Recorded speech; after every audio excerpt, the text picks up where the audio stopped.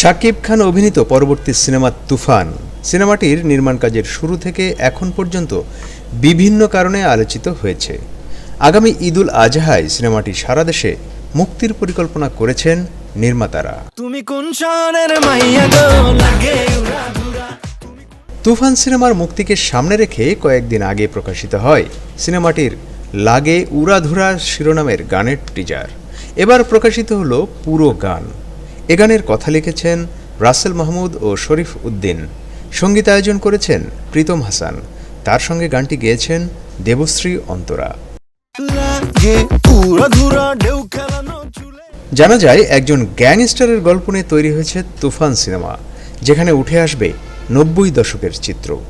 সে সময়ের এক নামকরা গ্যাংস্টারের কাহিনী নিয়েই এগিয়ে যাবে তুফান সিনেমার কাহিনী।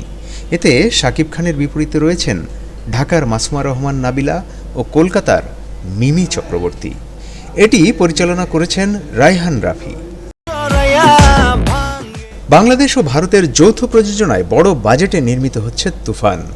সিনেমাটি প্রযোজনা করছে ঢাকার আলফা আই, চরকি ও কলকাতার SVF। কথা মোতাবেক এখন থেকে পুরো দেশকে।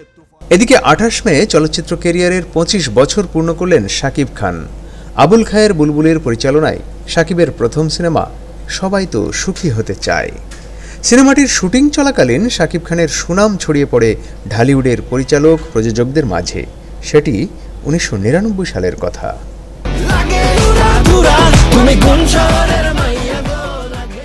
এই দীর্ঘ ক্যারিয়ারে শাকিব খান কোটি কোটি দর্শকের ভালোবাসা ছাড়াও পেয়েছেন অসংখ্য পুরস্কার ও সম্মাননা।